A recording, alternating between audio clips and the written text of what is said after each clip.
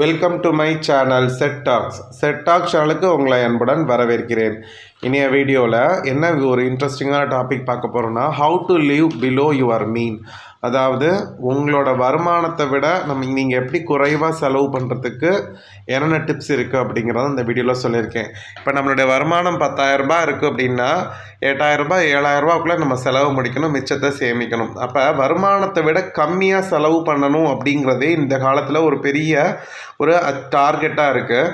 So அதை தான் எப்படி அப்படிங்கிறத பார்க்கலாம். நம்ம முடிவு பண்ணோம், நம்ம மனசு வச்சோம் அப்படின்னா அது என்றைக்குமே ஈஸியாக நம்ம அச்சீவ் பண்ணலாம். அதுக்கு நம்ம மனதளவில் தயார்படுத்திக்கணும், சில ஆக்ஷன்ஸையும் நம்ம செய்யணும். அது என்னென்ன அப்படிங்கிறத இந்த வீடியோவில் நான் பார்க்க போகிறேன். ஒரு 5 பாயிண்ட்டாக நான் இந்த வீடியோவை நான் உங்களுக்கு பிரிச்சிருக்கேன். 5 பாயிண்ட்டாக நான் சொல்கிறேன். அப்போ உங்களுக்கு ஈஸியாகவே புரியும். வாங்க ஃப்ரெண்ட்ஸ், நம்ம ஒவ்வொரு பாயிண்ட்டாக இந்த வீடியோக்குள்ளே போய் பார்க்கலாம். ஃபஸ்ட்டு பாயிண்ட் என்ன அப்படின்னு பார்த்தீங்கன்னா, analyse the actual expenses of your family needs. It includes only essential things. அதாவது உங்களோட ஃபேமிலிக்கு எசென்ஷியலான எக்ஸ்பென்சஸ் என்ன, அதாவது ஒரு மாதத்துக்கு உங்கள் குடும்பத்துக்கு எவ்வளவு செலவாகுது அப்படிங்கிறத நீங்கள் அனலைஸ் பண்ணணும். இதை எதுக்கு அனலைஸ் பண்ணணும் அப்படின்னு நான் சொல்கிறேன், எதுக்கு ஆராய்ச்சி பண்ணணும்னு சொல்கிறேன் அப்படின்னா, நீங்கள் பண்ணக்கூடிய செலவு எல்லாமே அவசியமான செலவுகளாக இருக்கணும். அந்த அவசியமான செலவுகளுக்கு எவ்வளோ செலவாகுதுங்கிறத நீங்கள் கணக்கு பண்ணுங்கள்.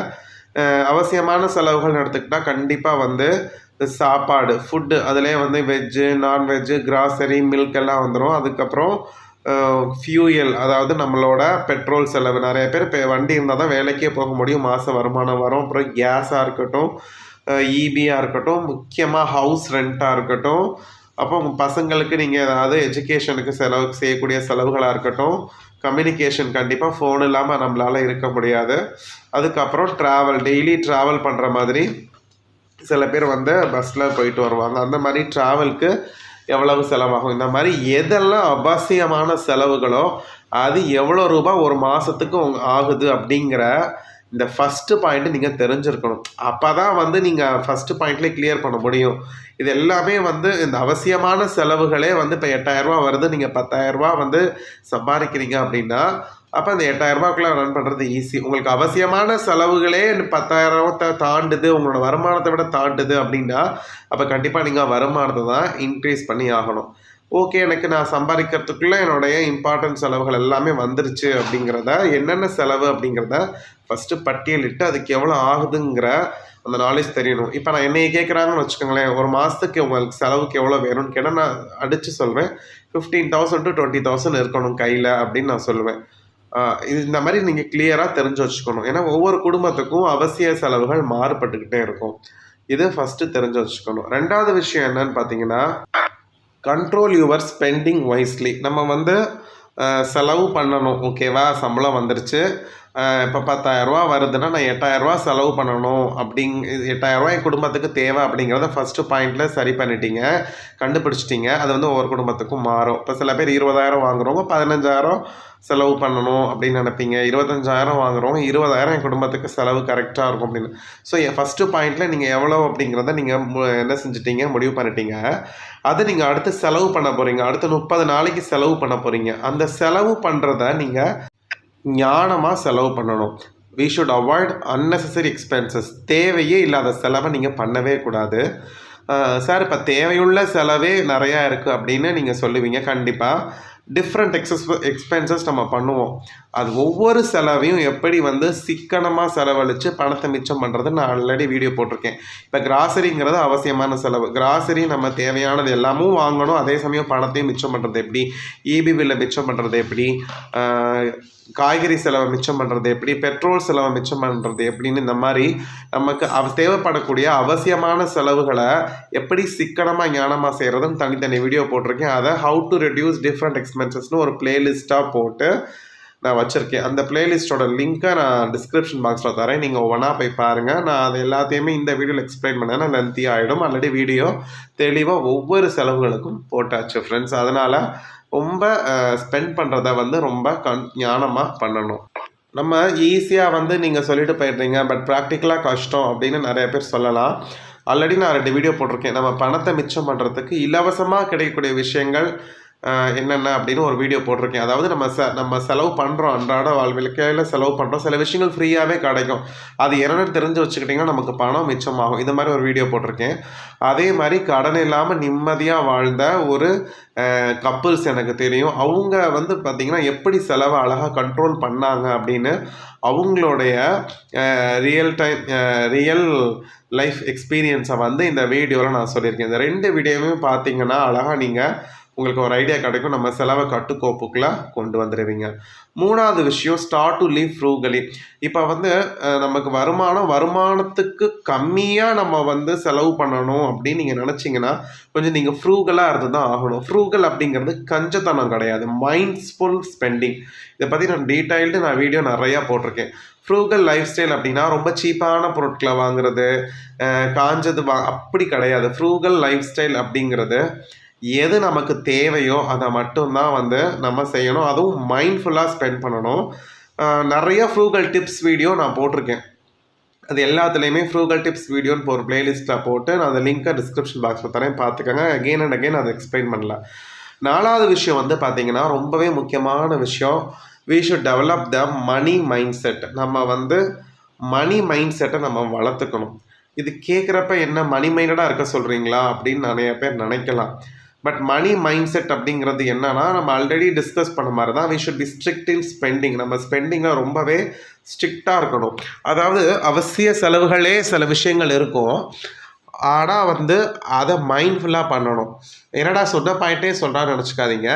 ஃபஸ்ட்டெல்லாம் அவசிய செலவுகள் பண்ணலாம், நிறையா சிக்கன டிப்ஸ்லாம் நான் கொடுத்துருக்கேன்.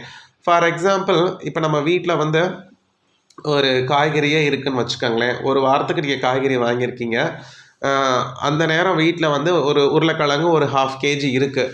நம்ம அதை வச்சு அந்த வாரம் சமாளிக்க முடியும். ஆனால் நம்ம என்ன பண்ணுறோம், இந்த காயை இருக்கிறத மறந்துட்டோ இல்லை வேறு ஏதோ கொஞ்சம் யோசிக்காமல் வேறு டக்குன்னு போய் கண்ணில் படுது, ரொம்ப நாளாக ஆசைப்பட்டிருந்தேன் காய்கறி வாங்கணும்னு வாங்கிட்டு வந்தேன்னு சொல்லி காய்கறி இருக்கும் பொழுதே இன்னொரு காய்கறியை வாங்கிட்டு வர்றது வந்து எனக்கு கேட்டால் வேஸ்ட்டு. ஸோ ஃபஸ்ட்டு இருக்கிறத நம்ம என்ன பண்ணிடணும், ஸ்பெண்ட் பண்ணி முடிச்சிடணும். இதுதான் வந்து ஸ்ட்ரிக்டாக ஸ்பெண்டிங்கில் வந்து ரொம்ப ஸ்ட்ரிக்டாக இருக்கிறது. அவசிய செலவு கூட சில சமயம் அனாவசியமாக மாறும்.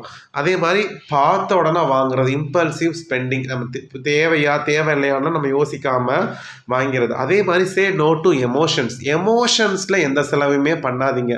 இது முக்கியமாக குழந்தைங்க வச்சுருக்கிறவங்களுக்கு வந்து நிறைய டைம் நீங்கள் வந்து ரியலைஸ் பண்ணியிருப்பீங்க.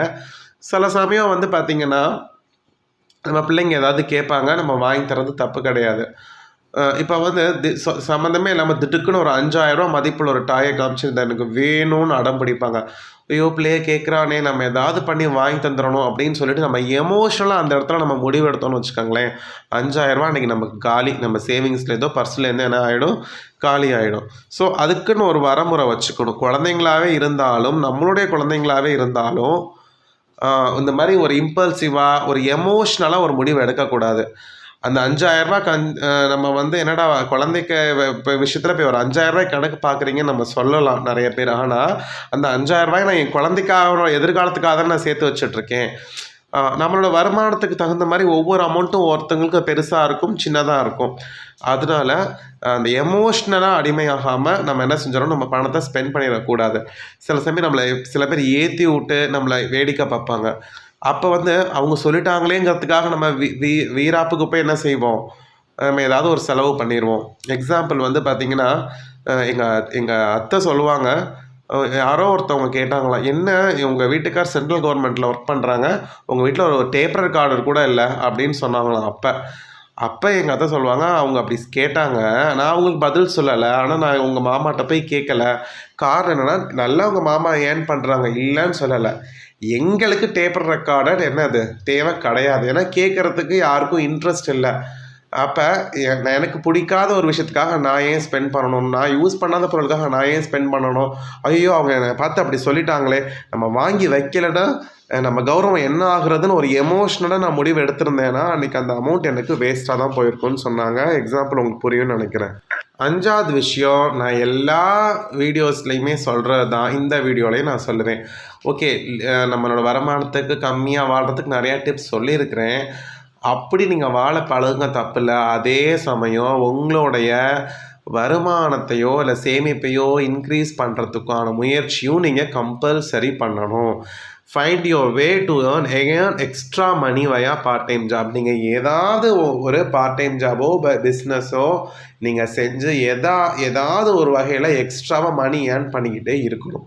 உங்களுடைய ப்ரைமரி இன்கம் வந்துக்கிட்டு தான் இருக்கும். அதுக்கு நீங்கள் கம்மியாக செலவு பண்ணி பழகிட்டீங்க, எல்லாமே பண்ணிட்டீங்க. But at the same time இது எல்லா நாளுமே நம்மளால் சாத்தியப்படாது.